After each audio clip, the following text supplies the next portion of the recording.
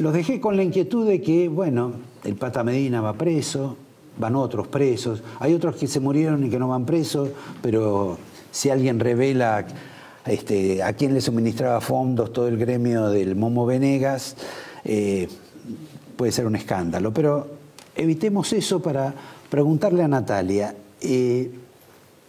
¿por qué de pronto todo es mucho más ejecutivo en materia de investigación, de pesquisa y de resolución con los dirigentes sindicales, más allá de que sean o no culpables, que con los empresarios que son los que le pagan a los dirigentes sindicales? Bueno, es interesante, es una vieja historia en la Argentina, ¿no? Básicamente por falta de voluntad de avanzar en ese sentido. No tengo otra respuesta, no hay una respuesta técnico-jurídica por la cual el Código Penal o Procesal Penal sea más fácil de aplicar hacia un lado que hacia el otro. Es una cuestión de voluntad, de decisión de los operadores judiciales de avanzar en un sentido y no en otro. Debajo de esta cuestión hay una discusión teórica y muy actual en la Argentina que es interesante pensar, que es la corrupción es un problema esencialmente del funcionario que exige una coima o es, en cambio, un problema del empresario que obliga al funcionario a aceptar, ¿no? Y esto está en la discusión actual. Cuando vos pensás... Pero eso está hace mucho. Es histórico, por supuesto, pero digo, también está hoy presente. Vos pensás en Cristina Kirchner diciendo, cuando aparecieron los bolsos de López, diciendo...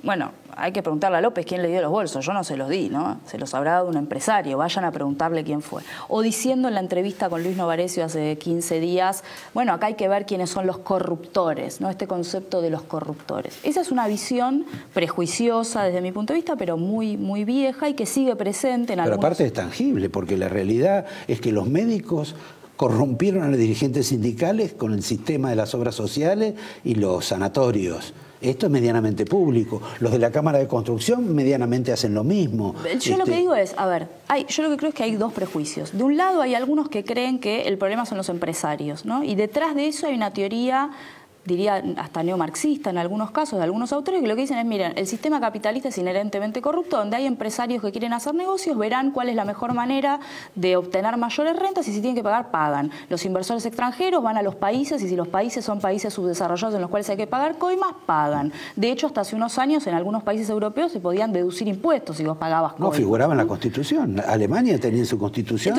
la posibilidad de pagar una mordida en otros países. Entonces, y después lo que ocurrió básicamente fue que como Estados Unidos empezó a prohibirlo antes, a prohibir pagar coimas en el extranjero, los empresarios europeos le dijeron a sus países, oigan, digamos, tengo competencia desleal, ¿no? O al revés. Sí, entonces ahí lo prohibieron todos. Bueno, entonces, por un lado, ese prejuicio hacia el sector privado. ¿Por qué digo un prejuicio? Porque no es cierto, digamos. Hay países que tienen economías de mercado en los cuales no hay los índices de corrupción estructurales que tenemos en la Argentina o en países como la Argentina. ¿Vos decís que es un ADN argentino? No, lo que digo es estructural, pero no importa cuál es el mecanismo de mercado que funciona, no importa si es más democracia, digamos, social o es menos, si el Estado es más grande o más pequeño. Digo, la corrupción en Argentina fue igual de estructural en el menemismo neoliberal privatizador que en el kirchnerismo nacionalizador y estatizador. Te digo más, muchos de los empresarios que obtuvieron negocios con las privatizaciones en los 90, después las obtuvieron con las nacionalizaciones y las restatizaciones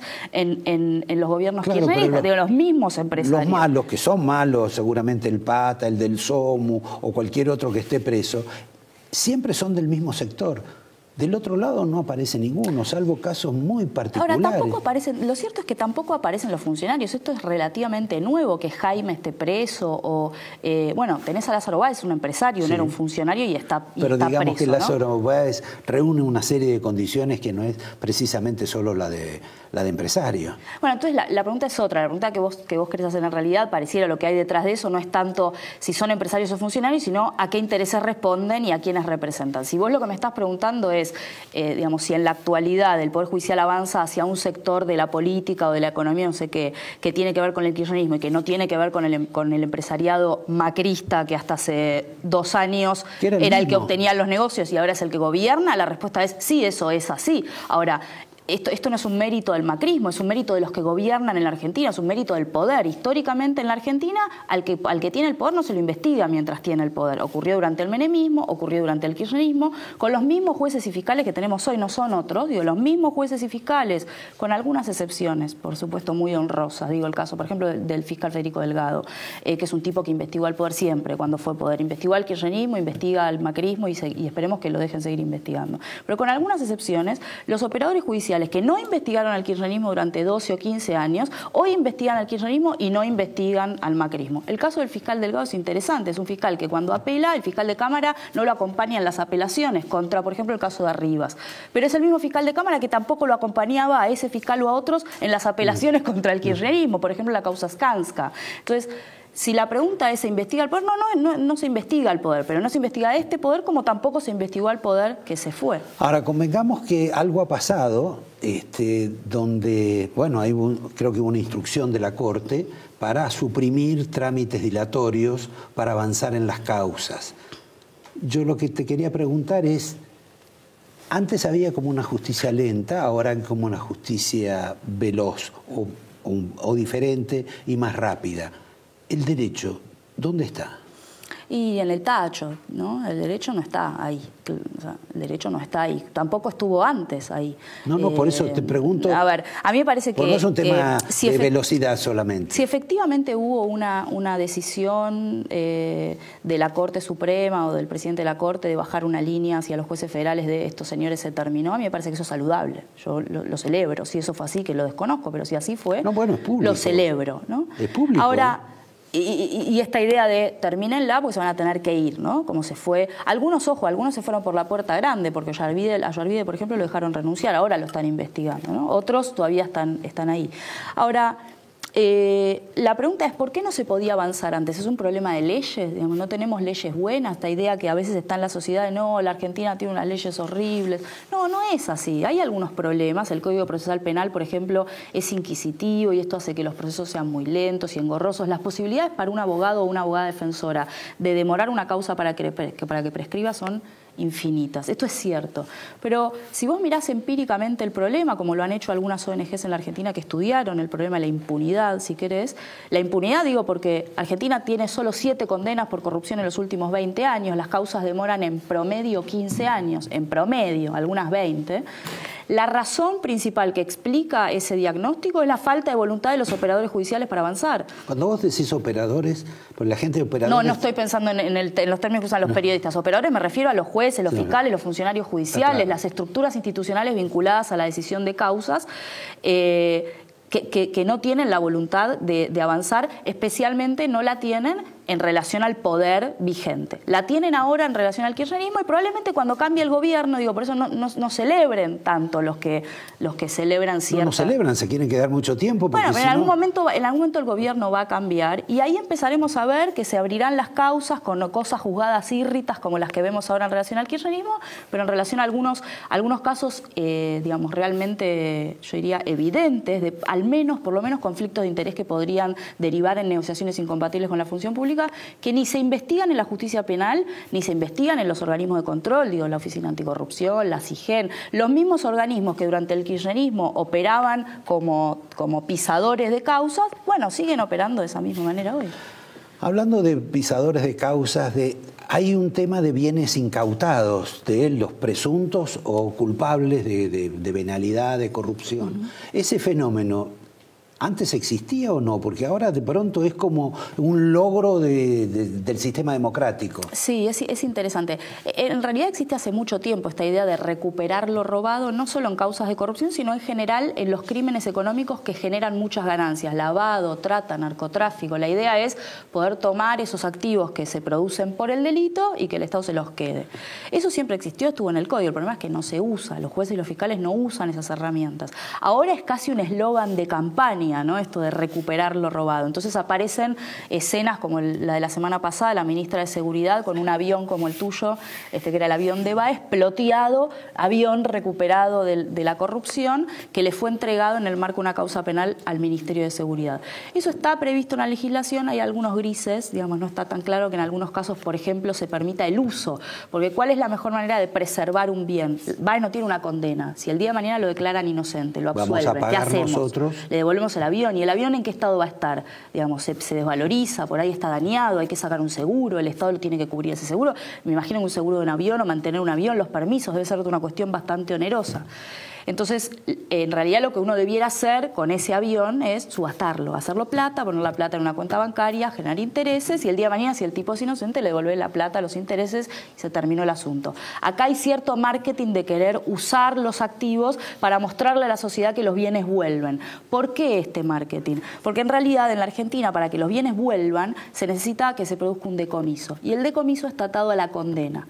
Si no hay condena, no hay decomiso. Y como Argentina, dijimos hace un ratito, no tiene condenas por corrupción, tampoco hay recupero de los activos. Entonces, suplimos la falta de condenas y la ineficiencia y la deshonestidad del Poder Judicial haciéndonos de los bienes antes de la condena, usándolos y ploteando aviones, ¿no? Claro, bueno, antes se quedaban con los autos.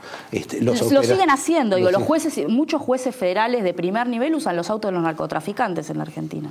Bueno, esto es un escándalo, ¿no? Pero sigue.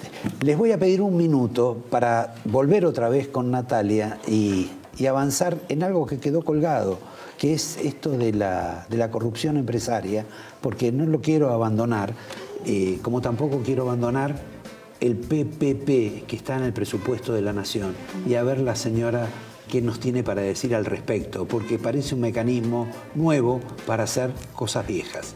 En un minuto nomás. Bueno, ya se dice que Odebrecht no está más en la Argentina, se acabó la rabia. Bueno, no, ni no está más ni se acabó la rabia. La rabia es la estructura, el problema es el sistema de corrupción. El caso Odebrecht era interesante para mostrar justamente que el problema es estructural. Yo el día 1 dije, no nos hagan creer que vamos a saber algo de a quién se le pagaron las coimas. Nunca vamos a saber a quién se le pagaron. Pero acá algún preso va a haber del tema de Odebrecht. Sí, habrá algún intermediario, un valijero, digo, un Corcho Rodríguez, algún funcionario de menor jerarquía, un subsecretario, alguna cosa por el estilo. Bueno, porque los empresarios ya dijeron, yo escuché al presidente de la Cámara Argentina de Construcción que dijo que los socios de Odebrecht no sabían nada de estas infamias que cometía Odebrecht en la Argentina. Es bastante increíble, ¿no? Digo, el caso Odebrecht, si realmente se supiera a quién se le pagaron esas coimas y a través de qué intermediarios y qué empresas participaron en las no te pagaron, a mí tampoco. Porque, digo, es obvio que hay una sola persona que cobra eso. No solo quién cobraba, sino a través de quién se pagaba, porque Odebrecht trabajaba en obra pública en la Argentina, no lo hacía de manera individual y aislada, trabajaba en uniones transitorias de empresas con empresarios argentinos de, digamos, la clásica, el empresario clásico nada de lo que hoy gobierna el país, ¿no? O una parte del cual hoy gobierna el país. Entonces, por eso es que difícilmente uno pueda creer que se va a saber algo alguna vez, porque todos tienen las manos en ese plato, en el plato de la corrupción de Odebrecht y de la corrupción estructural en general, digamos, en la Argentina. Es muy difícil que alguien tenga incentivos para reformar de verdad el problema de la corrupción en la Argentina, porque todos ganan con eso. Sería como cortarse sus propias manos. Nadie quiere dejar de comer. De la corrupción en la Argentina comen los empresarios, los sindicalistas, los políticos, los medios. Salvo cuando se exigen demasiadas participaciones. Caso Medina, que se excedió en el margen de lo que quería ganar. Sí, o que será reemplazado por otro, digamos, porque también esta idea de creer que va a cobrar menos, un poco menos. Sí, o la idea de, digamos, si alguien cree que el titular del sindicato de la UCRA a nivel nacional es muy distinto digamos, tendrá unas prácticas un poco más civilizadas, imagino, pero yo lo escuchaba al senador Pichetto hace un rato con esta idea de los sindicatos en la Argentina, los sindicatos tradicionales que garantizan la gobernabilidad. Muchachos, garantizan la gobernabilidad porque cobran coima, dejemos de tomarle el pelo a la gente, ¿no? Parece que nos tratan de tontos. Yo tengo 35 años, pero esto es algo que sabe toda la Argentina. Los sindicalistas tradicionales en la Argentina garantizan la gobernabilidad porque cobran, muchachos, cobran de los empresarios. Entonces lo saben todos en la Argentina. La razón por la cual las bases molestan es porque quieren proteger los derechos de los trabajadores y no están dispuestas a vender a los trabajadores por el cobro de una coima. Esta es la diferencia entre las bases, digamos, izquierdistas, trotskistas que le preocupan a Pichetto y los sindicalistas tradicionales aliados al peronismo tradicional. hicieron en Argentina. Como, a veces las cosas hay que decirlas como son, ¿no? Sí, veo que te entusiasma esto. No, me indigna, la verdad me indigna, porque pasan los años y uno los ve, estos tipos que siguen y pasan y van a los programas de televisión claro, y todo el mundo asiente, sí, los sindicatos en la Argentina, la verdad, unos tipos bárbaros que garantizan la gobernabilidad. Yo celebro si el gobierno de Macri, que me sorprende realmente, pero celebro si el gobierno de Macri quiere garantizarse la gobernabilidad de una manera un poco más sana que pagándole coimas a los sindicatos.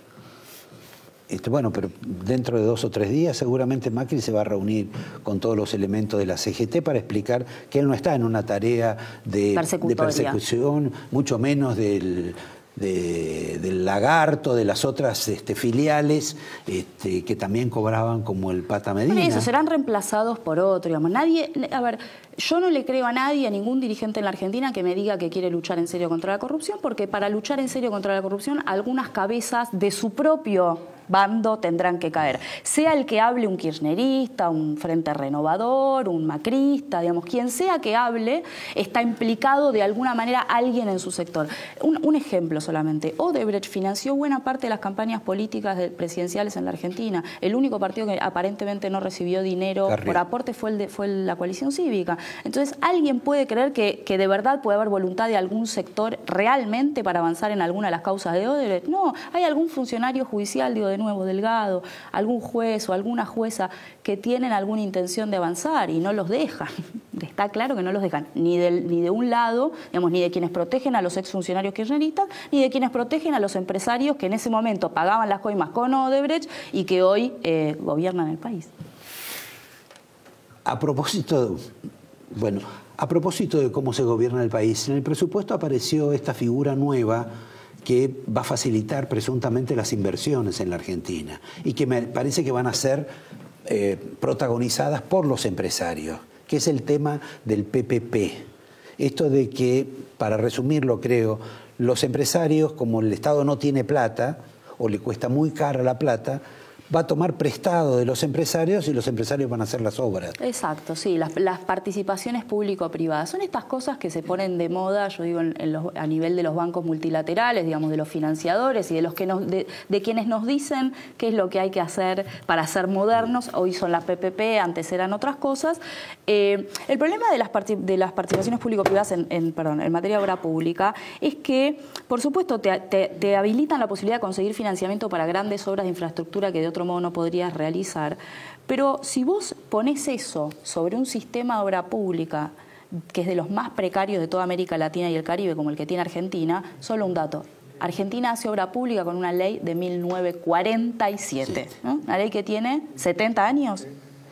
No tenemos mecanismos de control en materia de compras y obras y contrataciones y obras públicas. No hay participación ciudadana. No tenemos ley de compras de bienes y servicios ni siquiera. Argentina es el único país de toda América Latina y el Caribe con Venezuela que no tiene ley de compras de bienes y servicios, etcétera, etcétera. En ese marco, en un marco de descontrol, en un sistema de obra pública de los más precarios de la región, vos le ponés una participación público-privada que lo que permite es mucha mayor discrecionalidad que la que tenías antes. ¿Por qué? Porque ¿cómo se gestionan esos contratos? Con conversaciones informales, negociaciones informales entre el funcionario y el empresario. O sea, ustedes imaginen a Debido sentar en una mesa con BAE negociando un contrato de PPP. ¿Por qué no me pones un ejemplo de figuras actuales?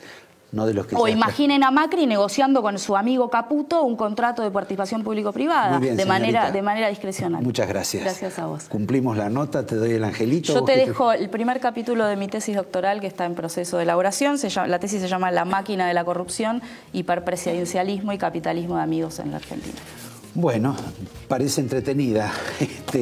Después la miramos y seguramente va a estar para el que quiera escribir. Los invito ahora, no sé si con la misma pasión que tiene esta dama, a que nos explique cosas quizá peores y en alguna medida divertidas sobre lo que ocurre en la capital federal, que no revela ni la señora Carrió, oficialista, ni el señor Lustó, semioficialista, ni el opositor Filmus. Por el contrario, todos parecen que han votado que en la Argentina, en la ciudad porteña de la Argentina, en nuestra querida Buenos Aires, se puede vender todo y se puede gastar todo lo que es producto de esa venta y no comprar nada. Es una forma de hacernos cada vez más pobres. En un minuto nada más con el arquitecto Andrés Bortagaray. Gracias.